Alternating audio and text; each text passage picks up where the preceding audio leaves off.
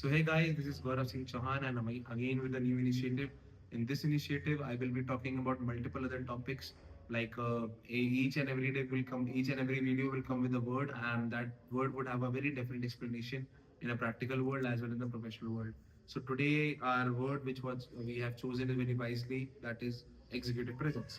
Now, if we're talking about executive presence, then that is the it factor in a person. Now, it factor in a person is the most impressive leader if you've ever met. He has the it factor. Let it be, if I say the most successful example, Balasaheb Thackeray, current Prime Minister, even he's a good example of that. Our ex-PM Atal Bihari Vajpayee ji, or our ex-PM Jawaharlal Nehru ji, they were on the it factor.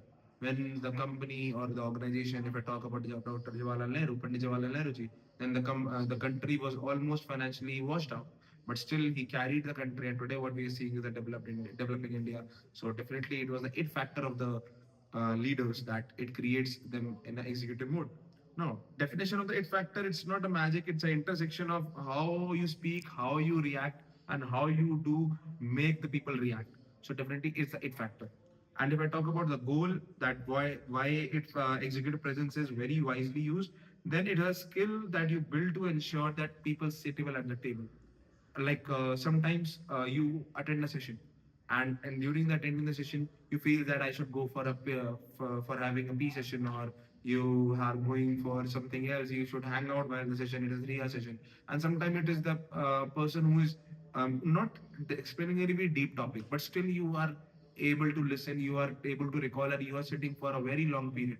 Then definitely he has that it factor, and that is the executive presence. That nobody is able to move with your words because you have bounded the session or bounded the room.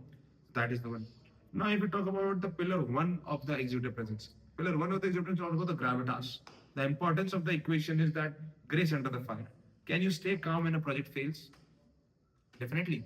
When the project fails, if I'm the project manager or you are the project manager, you have been given 500 allocated 500 crore rupees, and you start a project and it fails. Can you stay calm? That is the gravitas.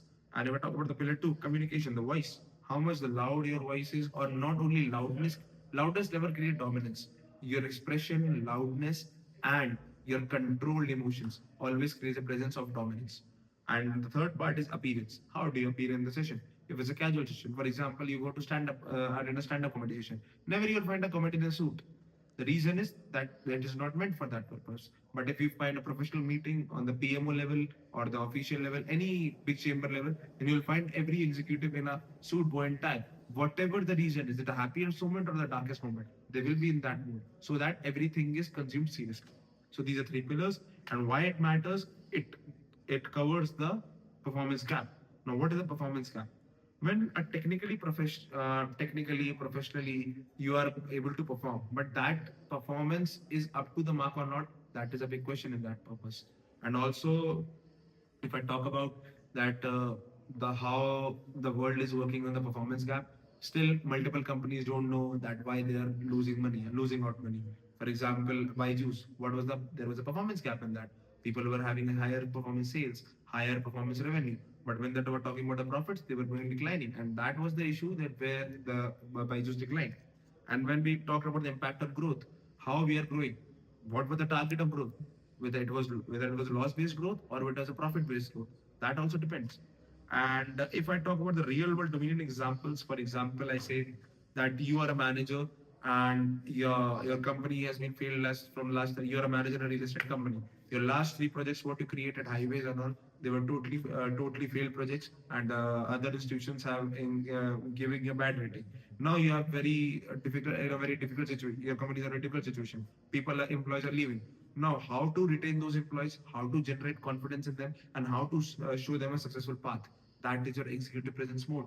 And if I talk about another example, let it be you're a manager of Nokia today, and you are still manufacturing mobiles, but it's not successful in the market. So how you will impact on those lines?